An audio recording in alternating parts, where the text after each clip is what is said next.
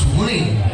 Hello ହଁ hello hello hello କଣ କହୁଛୁ କିଏ କଣ କହୁଛୁ କହୁନୁ? ଆଜ୍ଞା ଆପଣଙ୍କର ଗୋଟେ ଜିନିଷ ମୋ ପାଖରେ ଅଛି। ମୋ ଜିନିଷ ତୋ ପାଖରେ ଅଛି? ଆଜ୍ଞା କି ଜିନିଷ? ଆଜ୍ଞା ଆପଣଙ୍କର ଗୋଟେ ଇମ୍ପୋର୍ଟାଣ୍ଟ ଜିନିଷ ମୋ ପାଖରେ ଅଛି।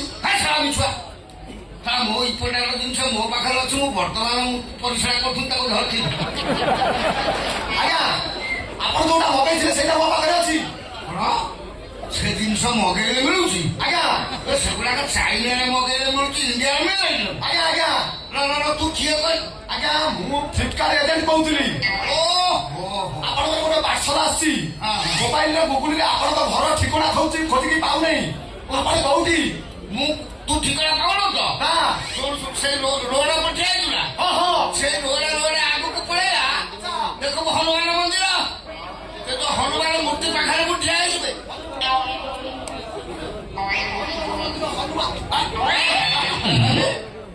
ଆଜ୍ଞା ଆପଣଙ୍କ ନାଁ ମନ୍ଥୁଆ ମହାନ୍ତି? କହିଲେ ଆପଣଙ୍କ ନାଁ ମନ୍ଥୁଆ ମହାନ୍ତି? ମହାନ୍ତି କଣ? ମଥୁରୀ ମହାନ୍ତି। ଆପଣ ପାର୍ସଲ ମଗେଇଥିଲେ? ଆଡ୍ରେସଟା କହିଲେ? ମଥୁରା ମହାନ୍ତି ଆଉ ଘର ତ ବଦଳପୁର। ଆଚ୍ଛା ଆପଣଙ୍କ ମୋବାଇଲ ନମ୍ବର? ମୋବାଇଲ ନମ୍ବର ହେଲା 993887 ସୁନା ଟେକ୍ କିଏ କହିଲେ? 993887 ସୁନା ଟେକ୍। ଆପଣ ସେ ସଂଖ୍ୟାଟା ଏମିତି ସ୍ପିଡ୍ କହିଲେ ମତେ ସୁବିଧା ସୁନା ଟେକ୍ ନା ଆଉ କଣ ଟିକେ ଆପଣଙ୍କର ଗୋଟେ ପାର୍ସଲ ଆସିଲାନି। ଶୁଣ ଠିକ ଜିନିଷ ଆଣିଛୁ ତ? କଥା ଆଜ୍ଞା କହୁଥିଲେ ଆପଣଙ୍କ ପାର୍ସଲ ଘର ଭିତରେ ଅଛି, ମୁଁ ଖୋଲିଲେ ସିନା କହିବି। ଆଜ୍ଞା ଖୋଲିବି? ଆଉ ମତେ ନା ବୁଝିଲି ତମେ ବୋଧେ ଶୀତ ଦିନିଆ ଚଢି ମଗେଇଥିଲି। ତମର କଣ ଆବଶ୍ୟକ? ତାପରେ ତମର ଯାହା ବୟସ ସେସବୁ ଜିନିଷ ତମର ଦରକାର ନାହିଁ। କଣ କଥା ଶୀତ ଦିନର ଯୋଉ ସାପ ସିନା ବେଡିକୁ ଫଳା କରି ତାକୁ ଝାঁକୁରି ଦିଆଯାଏ, ଶୀତ ହେବା ଯେମିତି ହଉଛି ତମ ସାପ ତ ଅବସ୍ଥା।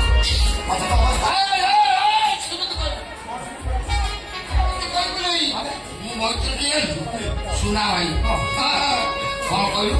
ପଛେ ଦେଇ ପଡିଥିବ ତା କମଳ ଢାଙ୍କେଇ ପଳେଇ ସେ ଯେମିତି ହଉଛି କମଳ କଣ ମଗେଇ ଦିଅ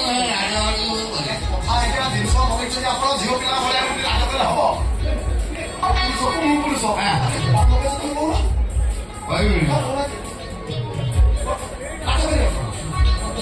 ସେ ଚଳି ଫଟା ନେଳିଆ ଟାବଲେଟ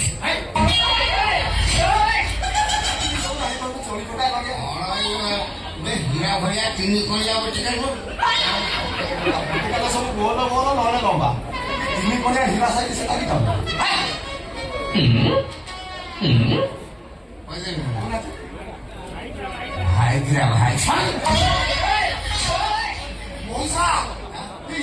ତମେ ସେ ଜିନିଷ ଖାଉଛ? ମଉସା ଛାତି ବାଟିଯିବ, ହାର୍ଟ ଚୋକ୍ କରିଯିବ। କାହିଁକି ସୁନା ଭାଇ ତ ଖାଟୁନି କଣ ସେ ବଟିକା ଖାଇଥାନ୍ତି? ସେ ବଟିକା ବାବଦରେ ସୁନା ଭାଇ ମୋ ପାଖରେ ଯେମିତି ବର୍ଣ୍ଣନା କଲା, ମୁଁ କହିଲି ସେ ବଟିକା ମୁଁ ଆଗରୁ ଖାଉନି କାହିଁକି? ତାପରେ କଥାଟା କଣ ଜାଣିଲା? ମୋର 70 କି ମୋ ସ୍ତ୍ରୀର 27। ଖାଇବା ପିଇବା ଦିଅ। ବୁଝିଲି। ଏଥର ତମେ ଚଳି ଫଟା ଔଷଧ କଣ ପାଇଁ ଖାଉଛ ମୁଁ ବୁଝିପାରିଲି। ବେଶୀ ଖାଇବୁନି, ଛାତି ଫାଟିଯିବ।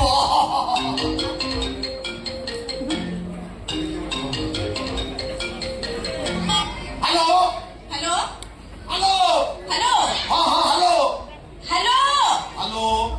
ଆରେ ତମେ କୋଉଠି? ମୁଁ ସେଇଠି ସେଇଠି ହଁ ସେଇଠି ନା କୋଉଠି? ଆମର ଯୋଉ ବଜାର ପାଖ ହନୁମାନ ମନ୍ଦିର। ଓହୋ ହନୁମାନ ମନ୍ଦିର କେତେ ବାଟରେ ଅଛି? କୋଉଠି କହୁନ? ସେ ସ୍କୁଲ ପାଖରେ ଯୋଉ ନାଲି ହନୁମାନ ମନ୍ଦିର, ସେଇ ହନୁମାନ ମନ୍ଦିର ବାମ ପଟରେ ମୁଁ ଠିଆ ହେଇଛି। ହଉ ହଉ ତମେ ସେଇଠି ଥାଅ, ମୁଁ ଯାଉଛି। ହଁ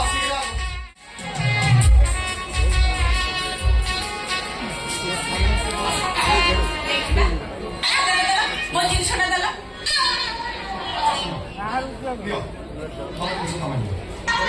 ଆରେ ଠିକ ଜିନିଷ ଆଣିବନି, ଠିକ କାମ କରିବନି।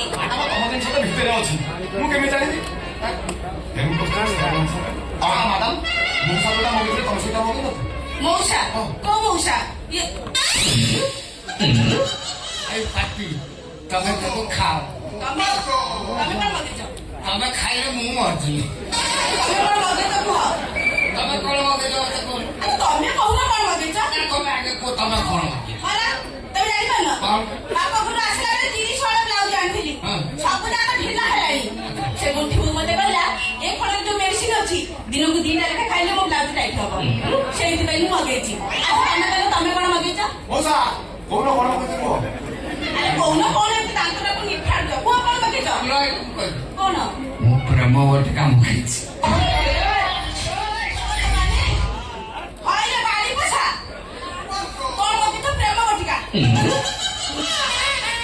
ବାହା ହେଇକି ମତେ 3 ବର୍ଷ ହେଲା ଆଣିଲଣି, 3 ମିନିଟ ମତେ ପ୍ରେମ କରିନ, ଆଉ କୋଉ ଟୋକିକୁ ପ୍ରେମ କଲଣି ତା ପାଇଁ ପ୍ରେମ ବଟିକା ମଗେଇଛ?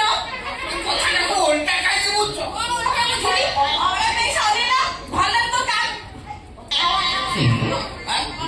ତ ମୁଁ ସେ ଜିନିଷ ତମରି ପାଇଁ ମଗେଇ ନା ମୋ ପାଇଁ। ହଁ ଆଉ ତାହେଲେ ଦିଅ। ତମରି ପାଇଁ ମଗେଇଛି ଯେ, କିନ୍ତୁ ତମେ ଖାଇବନି ମୁଁ ଖାଇବି। ତମେ କାଇଁ ଖାଇବ? ମୁଁ ଖାଇଲେ ତମକୁ କାମ ଦବ। କାମ ଦବ କହୁଛି ସେ କଣ ମୁଁ ବୁଝିପାରିଲି କୁହ।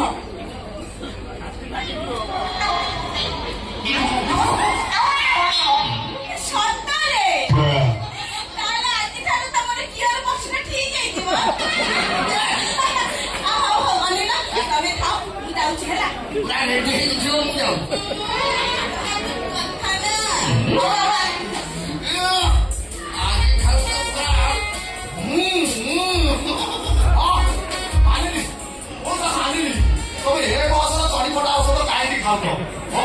ମୁଁ ବି ଆଜି ବୁଝିଲି ଯୋଉ ହାୱା ଟ୍ରକ୍ ଚଳଉଥିବା ଡ୍ରାଇଭର କାହିଁକି ମଦ ଖାଏ।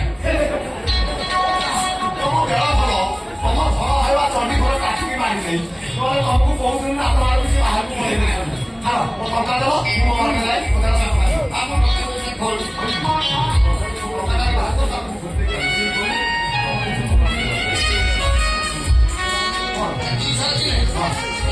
50 ଟଙ୍କା ଦବ ମୋର।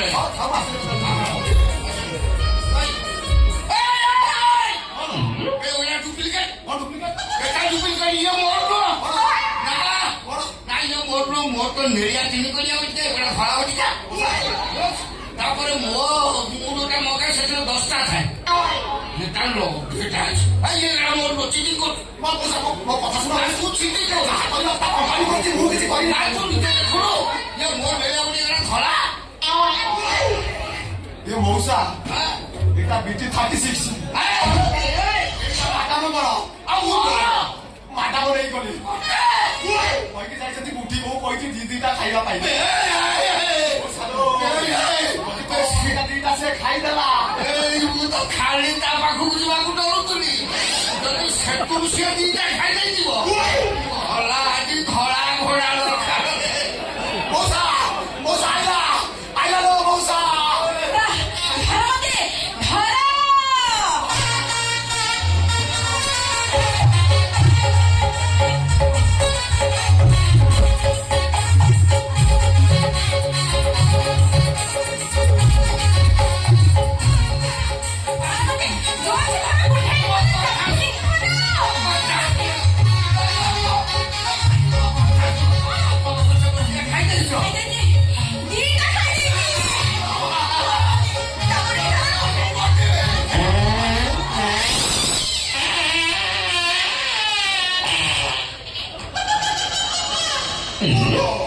ତମର କଣ ହେଲା?